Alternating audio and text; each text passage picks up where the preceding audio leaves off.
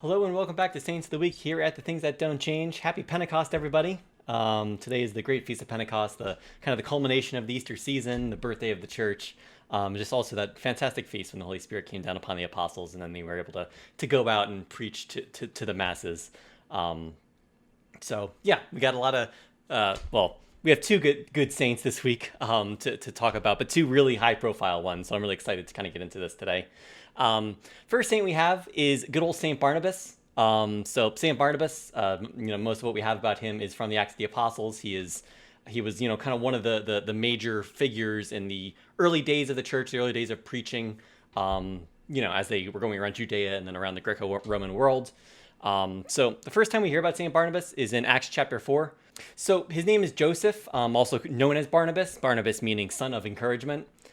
So we know that he was a Levite who was a native of the island of Cyprus, and that during this time in Acts, when he first comes into the story, he sells a field that he owns and then donates the proceeds to the apostles and kind of to the ministry of the church.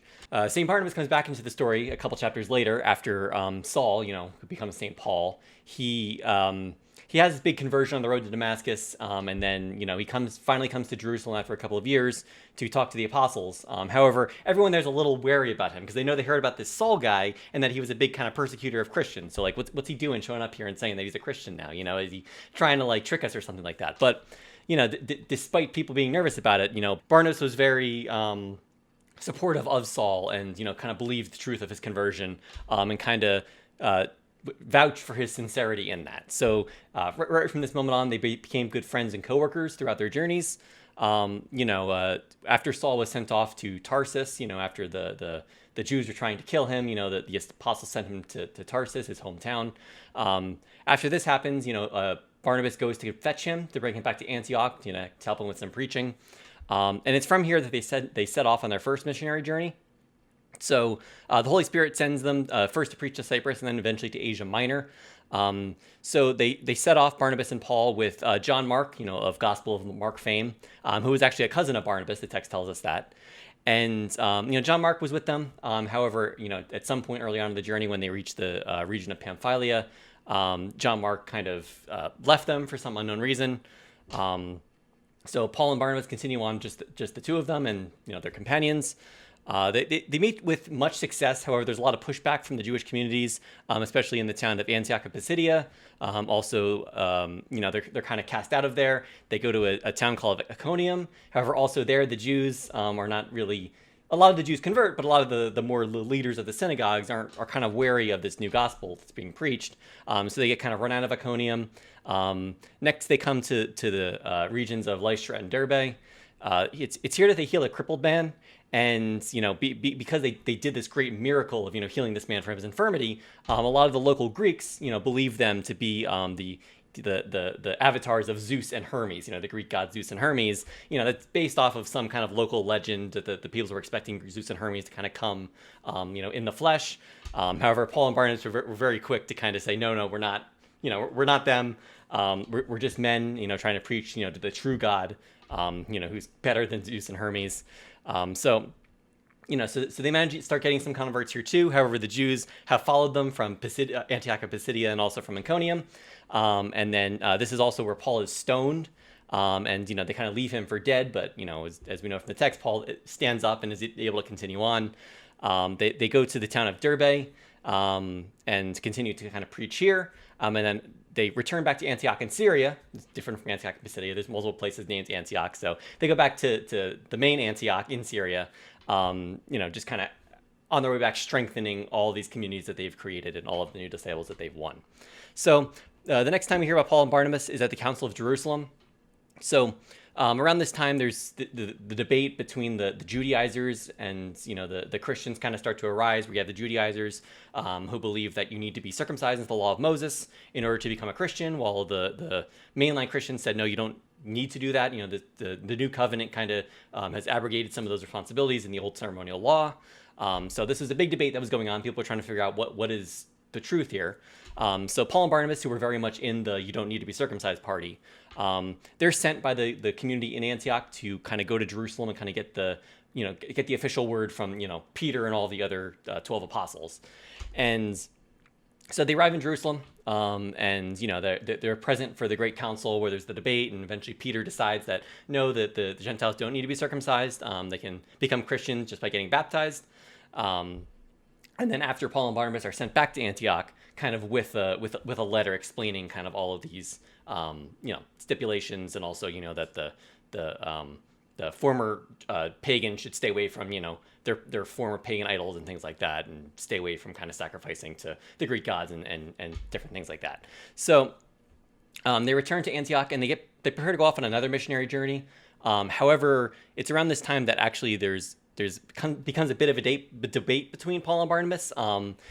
Basically, Barnabas wants to take John Mark, his cousin, with them on this journey once again. However, Paul, since Mark left them on their last journey, Paul kind of didn't trust that he was quite up to the task of preaching. So the text says that a debate arose amongst them, and they went their separate ways from here on out. Barnabas taking Mark and then going to Cyprus, and then Paul taking Silas and going to Syria and Cilicia, eventually, of course, as we know, making his way into Europe and kind of becoming, the first preacher in mainland kind of Greece itself.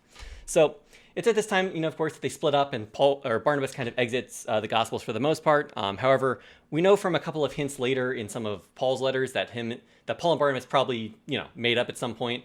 We definitely know from Colossians that Paul and Mark made up, and by the time Colossians was written, Mark is a trusted companion of Paul, and also Barnabas gets mentioned in 1 Corinthians in a kind of more of a favorable light in one of the verses there, which just kind of shows that by that point, of course, 1 Corinthians would have been written probably roughly around when Paul was in Ephesus. So this would have been, several years later after he had already been to, Greece and then throughout Ephesus and Asia Minor and those places. He talks to Barnabas in a very positive light. So that, seems to suggest that, they kind of got over their disagreement on that part. St. Barnabas, he's known as the patron saint of Cyprus. And he's somebody who, it's easy to forget about, when reading reading the scriptures. However, it's a saint who's always been very present in my life, just because, the church that I grew up in was, known as the St. Barnabas Church. The church that I was baptized in and received most of my, first sacraments in, was at this church, consecrated to St. Barnabas. So he's always been somebody who's always kind of been in the back of my mind, and a very well-respected, kind of saint in my own journey. And his feast day is on June the 11th. So the next saint we have today is good old St. Anthony of Padua. So St. Anthony of Padua was born on the 15th of August in the year 1195 in Lisbon, Portugal. And his baptismal name was actually Fernando Martins. Fernando, at age 15, Fernando, he really wanted to kind of join the abbey. So, to become a monk. So he joined the Abbey of Santa Cruz, which is in Coimbra in Portugal, which at that time was kind of the royal capital. And it's here that he learned theology in Latin, and also was, eventually ordained to the priesthood. And some years kind of early on in his priesthood, as he was part of this one abbey, I believe it was an abbey of Augustinians, the Franciscans, who are still at this time a very new, this is during the life of St. Francis of Assisi, so they're still a very new order.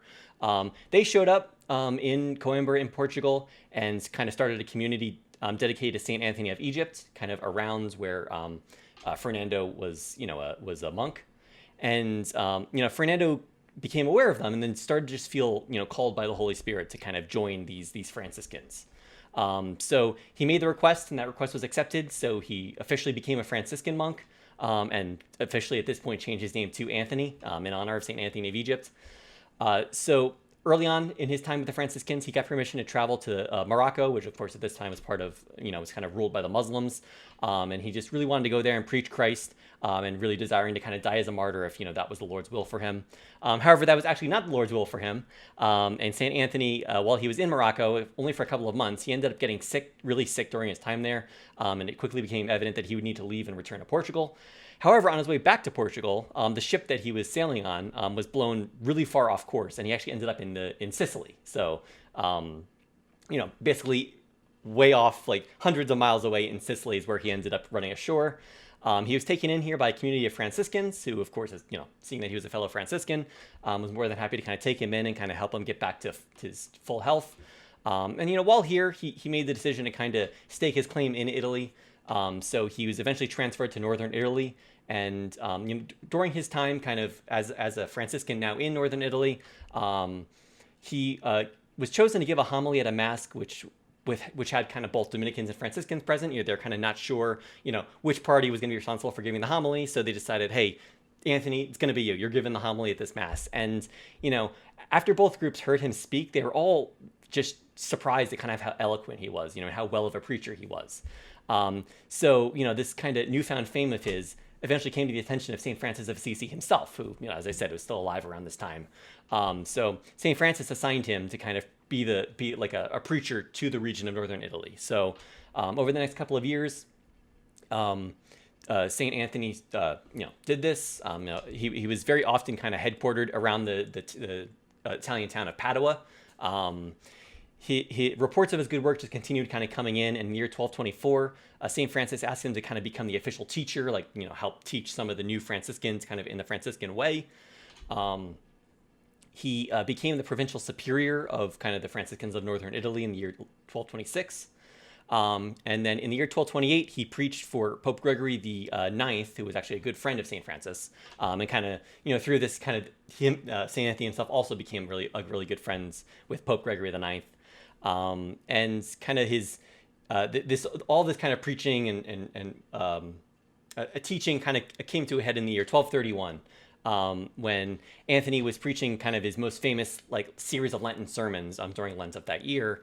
And, he would just get these massive crowds that would come out. They'd really want to see him, upwards of 30,000 people in some cases, so big that the churches couldn't hold them, so they had to kind of either preach in the piazza or kind of go out to the countryside and kind of preach in the fields.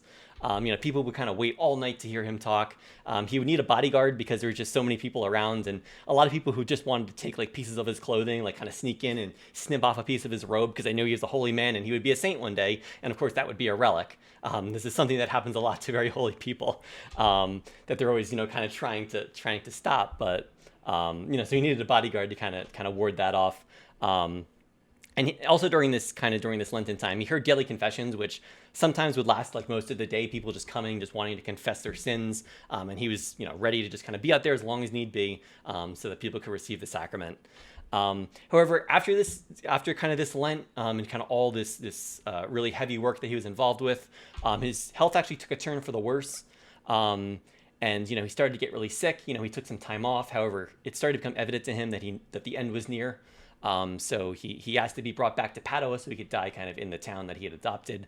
However, he only made it to the town of Archella, which is kind of near Padua, but not quite there.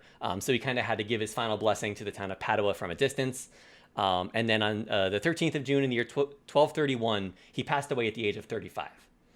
He was buried at the church of Sancta Maria Mater Domini, which is now part of the Basilica of St. Anthony at Padua, which the basilica was completed, in the years 1310, so many years later. And from very early after he passed away, a lot of miracles were reported both, at his tomb. Of course, there was miracles that surrounded him when he was alive, but now that he was dead, kind of all sorts of miracles were happening at the site of his tomb. So people just started flocking there to kind of get the graces of that. He was declared a saint only a year later in 1232 by Pope Gregory the Ninth, a good friend of his. And because of this, he's one of the most quickly canonized saints, other than, of course, martyrs who might be declared martyrs quick after their death. He was an officially canonized saint who only a year later was canonized. So he actually beat out St. Francis. It took St. Francis about 2 years to get canonized. St. Anthony of Padua only was canonized in 1 year. So his body was exhumed many years later, and it was actually found out that while his remains themselves weren't incorrupt, they had kind of, his bones and his flesh, of course, had turned to ashes, his tongue actually remained incorrupt. So they actually found his tongue kind of still in one piece. Kind of they attributed that to just, since he was that great preacher, that, his tongue would be the thing that was preserved miraculously from that. He was declared a doctor of the church by Pope Pius XII in the year 1946. And he's, of course, most of us know him as the patron saint of lost items. The reason for that actually goes back to a story about, something that happened during his life. There was this episode where, he couldn't find a book of the Psalms that he owned, which, he very much valued. This is back in the days before the printing press, so books were very valuable. Sometimes, you'll hear people say things like, oh, the Catholic Church used to chain up the Bible so that the common people couldn't read them. They didn't chain it up so the common people couldn't read. They chained it up because books were very expensive, so people wanted to steal books to sell them.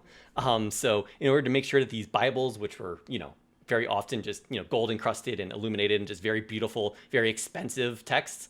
They want to make sure no one wanted to steal that. So anyone could come in and read the Bible in the church. You just couldn't take it out because who knows who'll walk off with that. But anyway, so Saint Anthony.